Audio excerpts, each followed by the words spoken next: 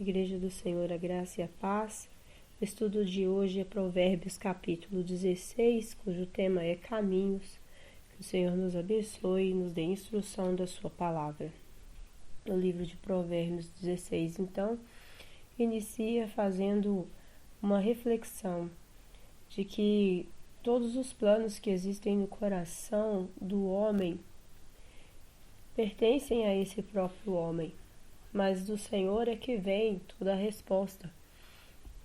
Isso mostra a todas as pessoas, principalmente aos cristãos, que nós, como pessoas que infelizmente pecamos, somos incapazes de perceber verdadeiramente quais são as razões por trás dos nossos planos, por trás dos nossos desejos particulares. Então, nós não sabemos porque nós somos limitados. O pecado limitou a nossa capacidade de pensar, de raciocinar, de entender, de fazer diferenciações entre bem e mal. É somente pelo Espírito Santo de Deus que vem a renovação da nossa mente para que possamos entender novamente determinadas questões, mas não por completo. Nós vemos em partes. Deus vê o todo. Portanto, tem determinados pedidos, determinadas situações em que Deus ele não vai permitir que determinados desejos sejam completados na nossa vida.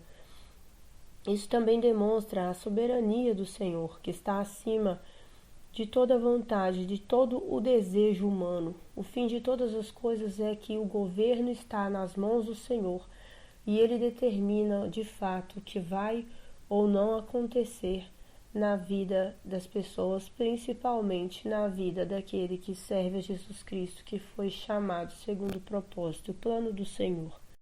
Nesse sentido, o homem pode se enganar a si mesmo com seus pensamentos, mas é Deus que esclarece todos os motivos, todas as verdades na vida de uma pessoa. O sábio coloca todos os seus planos ao cuidado e à providência do Senhor. Ele crê que é Deus que vai realizar os seus objetivos de acordo com cada propósito soberano do Senhor. Ele confia, e o sentido aqui é total. A submissão ao Senhor, ela precisa ser total, porque nós estamos abaixo da vontade soberana de Deus, e é Ele quem vai cumprir todos os planos que são retos, que são agradáveis aos seus filhos. O perverso, no versículo 4, trará glória a Deus no dia do seu julgamento e no dia do castigo eterno, porque as suas atitudes são abomináveis ao Senhor. Mas por sua misericórdia e pela verdade, Deus expia, ou seja, Ele cobre o pecado, levando o pecador ao arrependimento, para que ele tenha a predisposição de conseguir se afastar do mal.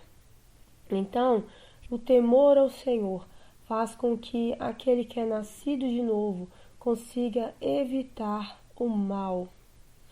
O Senhor, Ele torna o caminho das pessoas agradáveis. E essa questão de que o Senhor faz isso na vida do justo não exclui a perseguição de alguns inimigos. Precisamos estar com a mente aberta para entender que o fato de sermos cristãos torna-nos inimigos do mundo, e por conta disso o mundo há de perseguir todo aquele que ama o Senhor. Perseguiram a Cristo por Ele mostrar a verdade, por Ele novamente trazer a claridade, o reino de Deus às pessoas. Portanto, todo aquele que é de Cristo, todo aquele que segue a vontade do Pai, torna-se automaticamente inimigo do mundo. Mas creiamos e tenhamos firme certeza no nosso coração de que mesmo que essas perseguições aconteçam nessa vida terrena, maior é o que está em nós do que aquele que age no mundo. Deus, Ele é soberano, Ele anula os planos dos homens a fim de cumprir todos os seus propósitos. Deus ele realiza tudo segundo o beneplácito, ou seja, o seu querer, o beneplácito da sua vontade. Deus é quem faz todas as decisões, mesmo que os reis se vejam autorizados a julgar ou uma ação, eles podem transgredir. Os lábios dos reis, eles têm decisões, mas no julgar eles não podem transgredir. E mesmo que isso aconteça, todas as decisões elas precisam ser pautadas na sabedoria divina, porque aqui Provérbios mostra que o rei representa a Deus. O rei ele estava estabelecido sob uma obrigação que era de procurar e transmitir a sabedoria de Deus. E Salomão ele viu isso, ele percebeu isso. Ele era uma menção aqui de como Deus deveria agir. Obviamente que como homem ele errou, mas ele estava aqui sobre o comando de Deus, como que deveria ser um rei bondoso, um rei amável com sua população. O versículo 11 traz uma reflexão dizendo que balanças e pesos honestos vêm da parte do Senhor. Essa ilustração ela mostra a justiça de Deus com relação ao homem, uma vez que todas as práticas econômicas elas foram sim criadas pelo Senhor e portanto lhe dizem o respeito.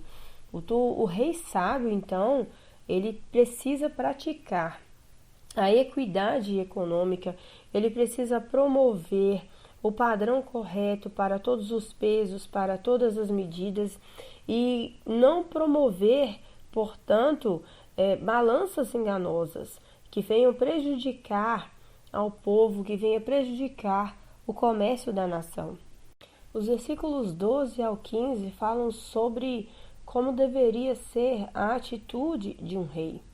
O rei deveria ser bondoso, porque a impiedade é desagradável, é abominável para um rei, porque ele deveria estabelecer o seu reino com toda a justiça.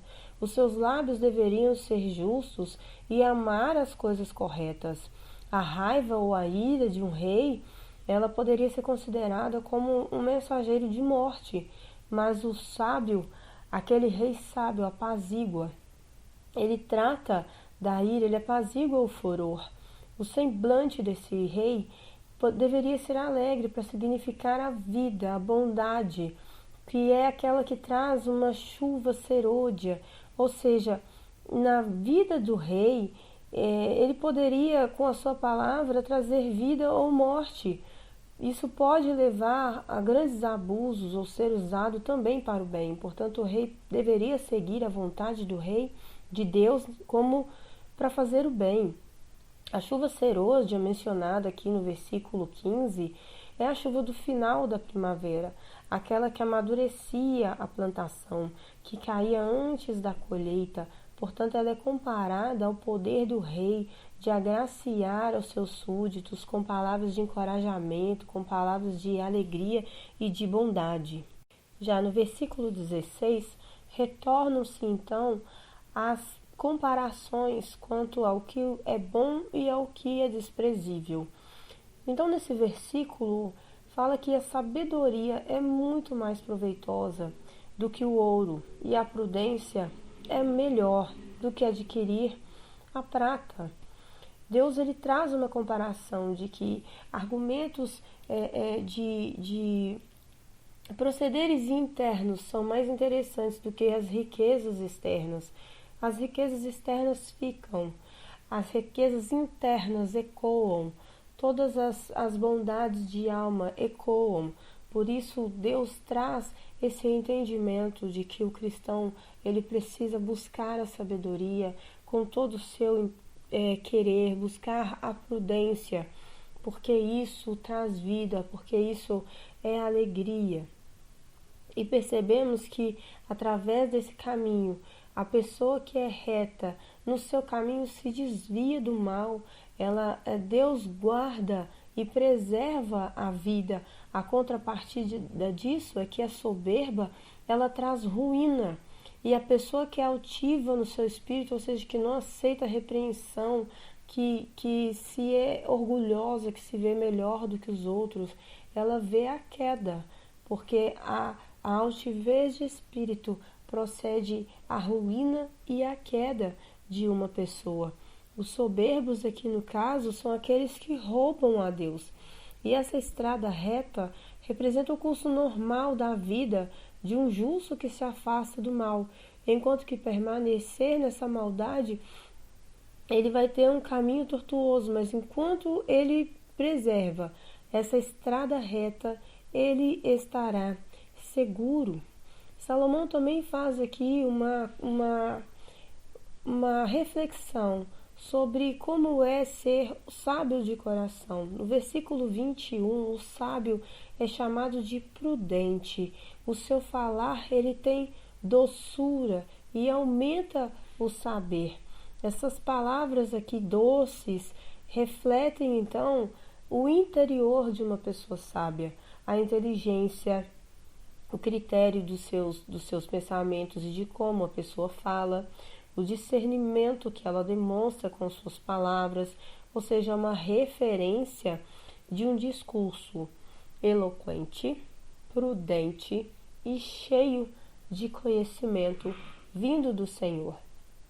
Podemos ver também que o conselho vindo de uma pessoa com entendimento traz bênçãos, mas a correção oferecida pelo tolo é inútil. É inútil brigar com o tolo. Ele não compreende a correção, ele não aceita a correção. São como jogar palavras ao vento, jogar palavras fora. Em contrapartida, o conselho para uma pessoa sábia traz bênção e traz também quebrantamento.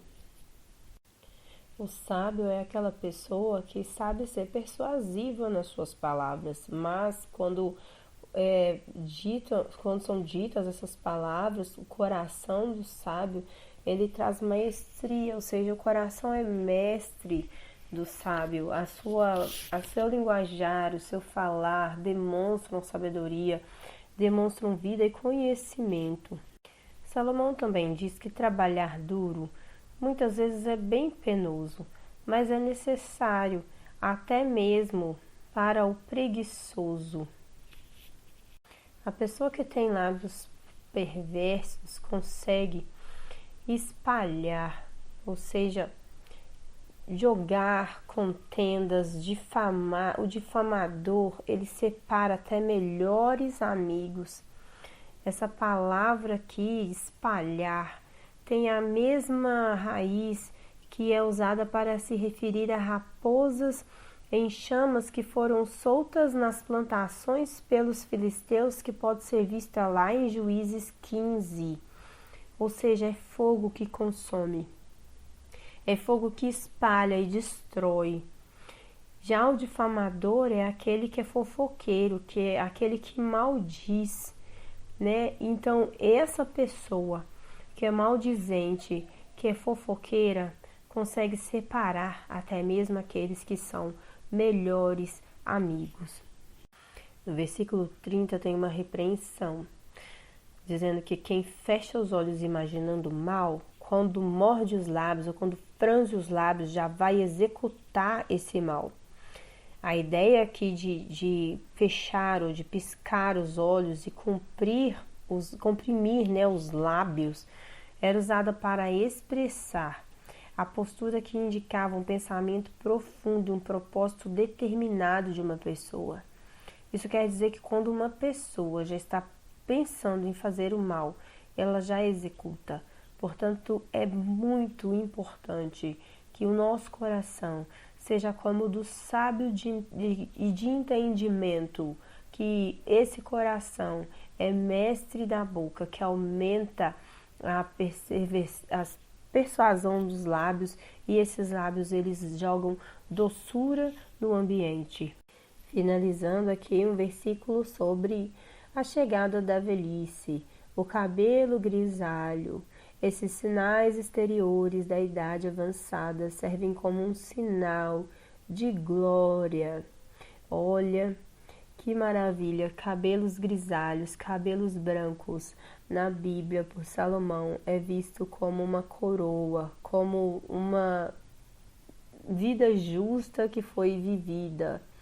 O homem paciente, uma vez que a vida longa é a recompensa dos sábios, essa coroa é adquirida ao andar de acordo com o caminho da sabedoria.